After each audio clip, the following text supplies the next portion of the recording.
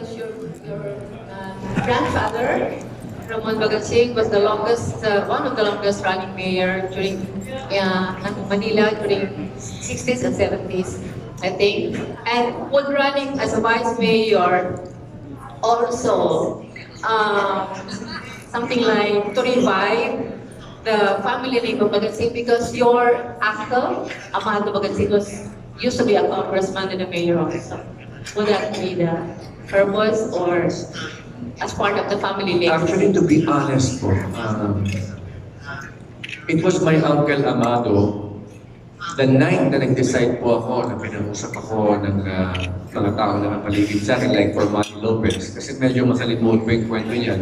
Supposedly, si Congressman Manny Lopez, ang tatakbo, Attorney Alex Lopez was talking to me to run as a running mate of Manny Lopez. So Manny Lopez was already speaking to somebody else, but they thought I might be a good choice in our Bagatsing because of the bloodline Bagatsing, Lopez, and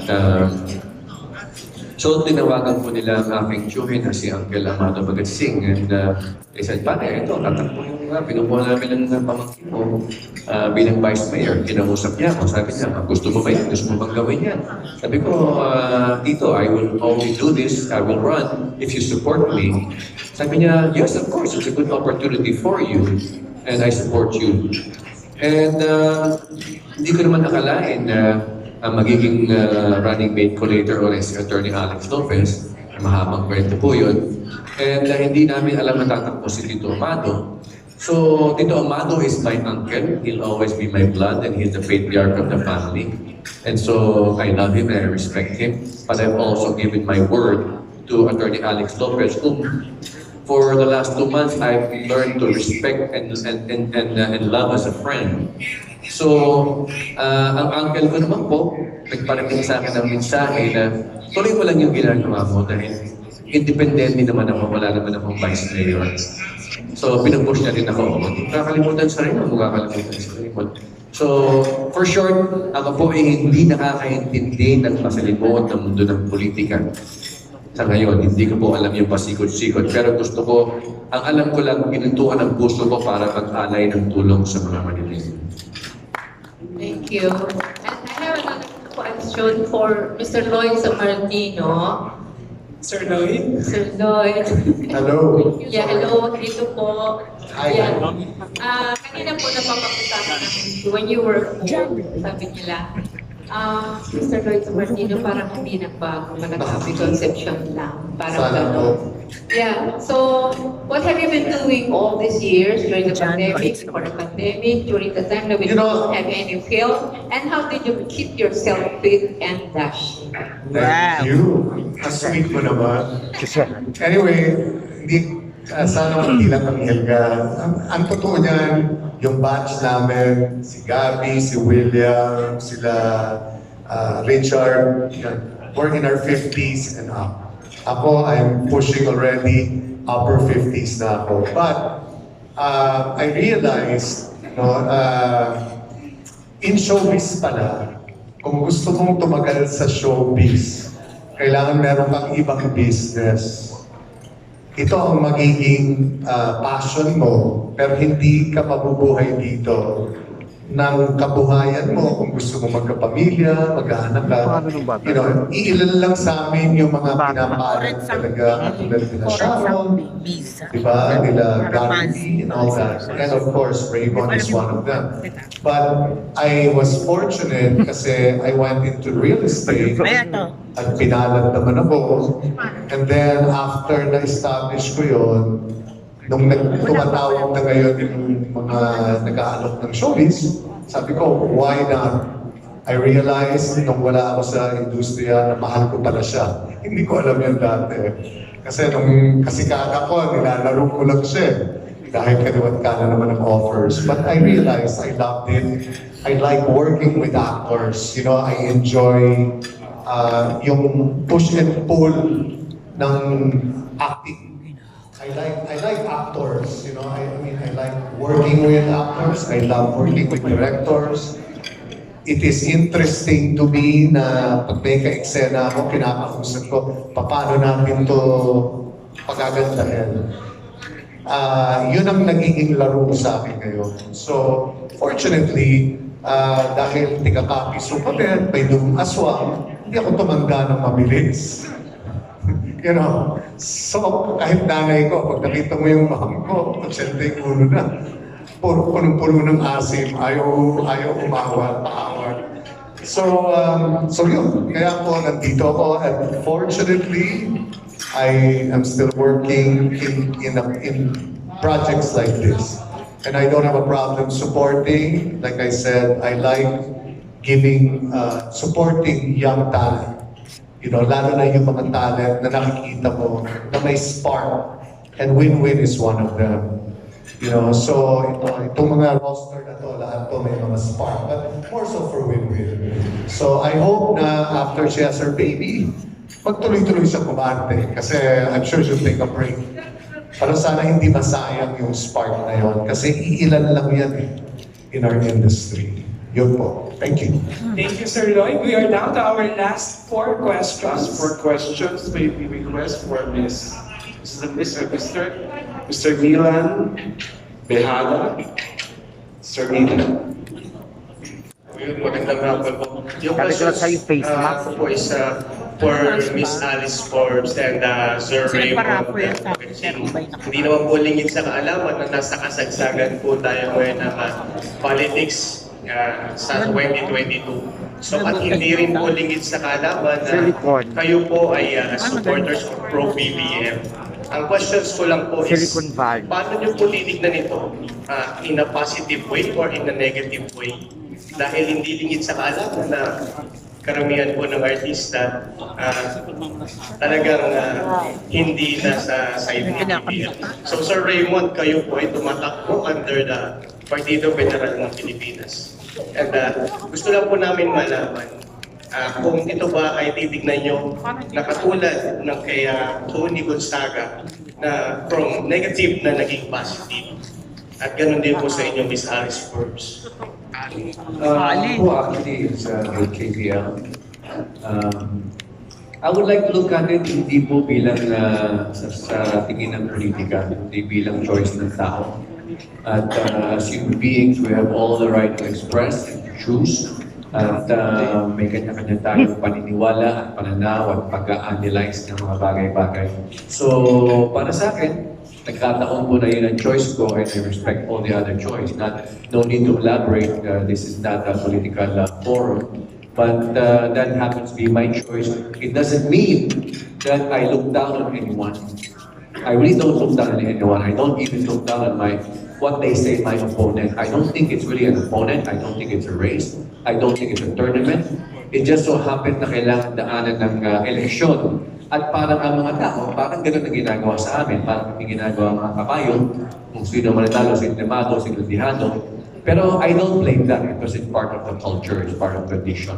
But then again, I go back to your question, it is really just a choice. And I don't make anybody look bad. I know maraming mga siyempre passion ang mga against the Marcoses, but there are also those who are pros. But I just like for me, I don't like to judge BBM because of what the family has gone through.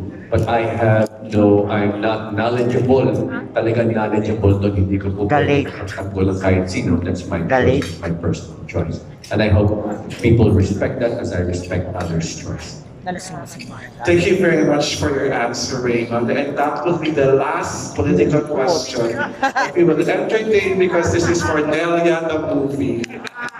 Please, at the political platform, as Mr. Bagatsing said. So sa mga millennial vloggers na magtatanong, pag tanong kayo ng politika, nakatanong palingkod na kayo. Okay? So our next question, where's Arwen? Arwen?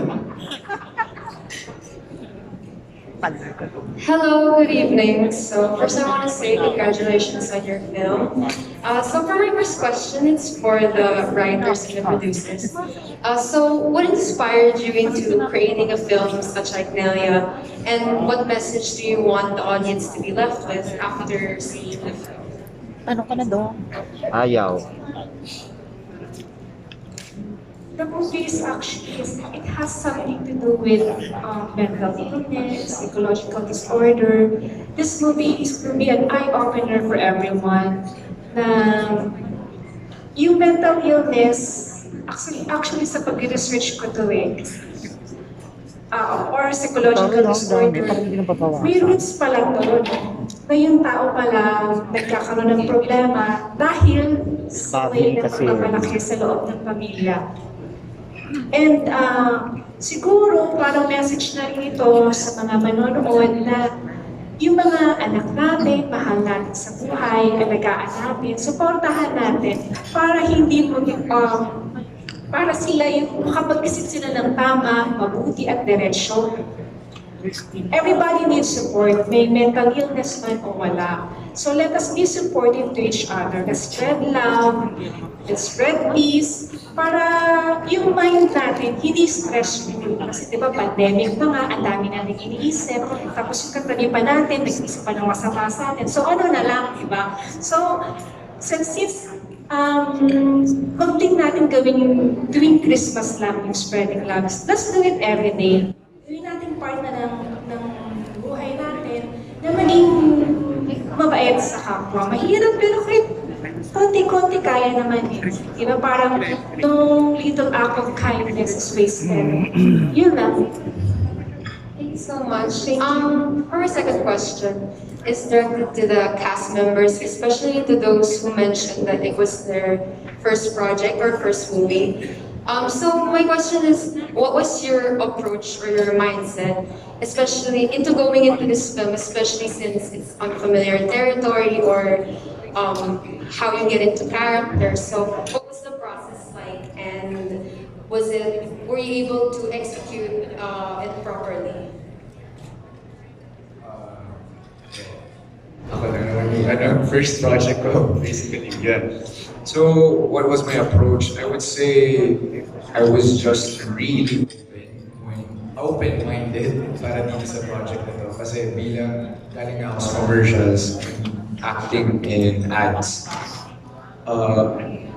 movies is a new territory for me. And especially yung atake na pag-artist is different from advertisements. So, ang naging mindset ko talaga noon is during this first day of the set ng namin ng pag-shoot ng pelikula, ang nilapitan ko kaagad si Direk Lester. Direk, pagay na po. Kung sakaling magkakamali, sana magkaroon kayo ng mahabang patience sa akin dahil syempre hindi ko sa akin nakakatakot. Hindi naman sa nakakatakot, kinakabahan talaga ako honestly bilang mga kasama ko dito, syempre mga veteran actors. So, ayun, naging naman sila, naging very accommodating, tsaka very warm. So, hindi ako, after nung mga encounters namin, nagkakilala na nagkaroon ng morning time, mas naging comfortable ako in set. And medyo naging assertive nga ako at some times. Mas naging assertive ako at some scenes. Diba? Ali. Ayun, so may mga times na ako na nag-step up ako when it comes to medical procedures. Na parang ako yung minsan na ginawa nilang consultant kung tama ba yung gagawin sa I gave my points to as well. So, yun lang. Very open ako to pagpasok dito sa pelikula. Open to learnings talaga. Actually, feeling ko ang pinaka-magiging ko siguro, key characteristic is naging sponge ako. And I just absorb everything na pinifeed sa akin ng actors ng aming director. Did you undergo any acting workshops? Sinat kasi ako din. So, yun talaga yung kailangan masubukay. Kailangan mo rin ako. Gusto ko lang kasi technicalities when it comes to that. As per Sir Raymond, it's an honor to hear your process. Right. Thank you. Aling first movie na Hindi naman po. Actually, this is my second film na Manila. this movie. The first po is with Direct Joven Abangat. Pero ito po, very, very challenging. Thank you, Attorney Hani, Attorney Alvin, Direct. Dahil sabi ko nga po, isa to sa pinaka-challenging and daring na role ko. Na sobrang thankful ako kay Attorney Hani kasi nung time na ginagawa po namin ng aming daring scene, siya po mismo, dahil siya ang writer namin, siya po mismo ang nagda-direct po sa akin, ang nag-aalaga po sa akin. May mga, saka in fairness po, with our producers, very hands-on po sila. Of course, directed, na talaga bring out po yung best po sa amin. Right, right. So, yung eksena mo with Sir Raymond and Shiloh. Yes, opo. And at the same time kasi, ako kasi, pagka nasa scene na ako or nasa location na ako ng isang shoot, hindi na ako si Ali.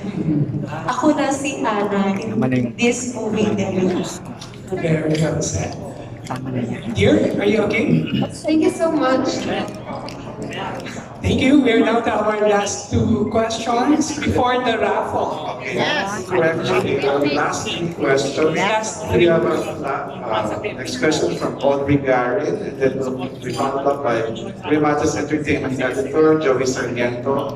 And then the final question will be June Lally, Useful Entertainment Editor. And we also have a question from Dares Almo. Okay. Yeah. Hi, Audrey. Hindi ka naman tinawag. To the cast, directors, and producers, again, congratulations. My question is, first, since I am also part of the Millennial Vloggers Department here, and at the same time, as a student leader, we want to provide content to our audience that are relevant and are accurate. So my question for the director, either of the producers, and perhaps Ms. Quinlan, why should the millennials, the Gen Z, the young generations in general, should watch Nelia? And also our medical frontliners at the same time, since Nelia is nurse, why should these groups of people watch Nelia? Perhaps this could be a time also for you to promote. So maybe you could start off with the director. Director. So ayun, actually yung Nelia dapat supportahan ng mga millennials. Actually, nung ginawa to ni Madam, so sabi niya nga, 10 years ago, actually, nung nakalatag na sa amin yung script, may mga binago talaga kami na para mag-shoot sa millennials. Kasi actually, yun ang gusto talaga namin matap. Kasi alam namin yung mga kabataan ngayon ang mas active sa cellphone, sa panonood. Then yung mental health issue nga na minsan ang mga kabataan ngayon sa tahimik, ang dami namin nabalitaan gano'n. Tapos biglang may magsusuicide, merong kasi hindi natin napapakinggan sila. Sila yung mga batang pag nasa pagkainan ay hindi na nakakausap minsan na magulang kung hindi nagsa-cellphone na. So ayun, so sana, masuportahan to ng mga kabataan kasi marami rin silang matututunan dito. Thank you so much. Anyone for the producers? Attorney Hani. For the millennials, unique yung movie. Actually, nung nag-uusap na kami ni Attorney Alvin in direct before mag-shoot, sabi namin, may mga scene dito sa Nelia na hindi pa nakikita sa Philippine cinema. Na kami pa lang ata nag-execute nun. And actually, na-hands-on talaga ako. Ako yung babae, pero ako yung nag-hands-on sa sex scene. Kasi medyo tense kasi si Derek. Siya ka parang nahihiya siya kay Miss Alinford. So ako talaga yung sumama. I hope you watch it please kasi talagang it's very unique. Thank you, Attorney. Attorney Alvin? Nung binabasa namin tatanungin mo ang sabi ni Direk, isa yung sex clips or sex scene. Ang sabi nung writer, si Attorney Hani, let's just make it 2 at least. Nung umabot sa akin yung paper, yung final draft ng script, sabi ko, hindi enough yung 2. So gawin natin 3. So yun, isang mga kakaabang-abangan ng mga manonood natin dito sa pelikula. And of course, para ito sa mga medical frontliners natin, nurses, doctors, na sa panahon ng pandemya, I think it's time to give them some commendations kung ano yung contribution nila sa atin as a whole, sa general public na ginagawa nila ng mga trabaho nila. Agree. Mga nurses natin, bayaning tunay ngayong pandemic, di ba? Tsaka mga nurse, mga doctors as well, and iba pang medical frontliners. Audrey? I think I also with also. Yes, sinabi ni Attorney Alvin, of course, this is something for our frontliners, di ba? Siyempre, I portray a nurse. Pero for the millennials, and I am a millennial, and Gen Z, why should they watch it? I'm pretty sure millennials and the Generation Z are very curious about everything. And in this movie, every scene, maiisip nila, ano ba yung nangyayari? Ano ba yung, sino ba yung gumawa? It's a roller coaster of emotions, which is our generations are really into talaga. So dapat hindi nila ma-miss yun. It's very interactive. Baka gumawa pa kayo ng sarili niyong ending. Diba? Kayo pa ang gagawa ng ending kung ano ba dapat. So, yun siguro ang edge namin kasi mapapaisip kayo every scene talaga. You'll use your brain for this movie. So, yeah, to figure everything out. So, that's it. That's it.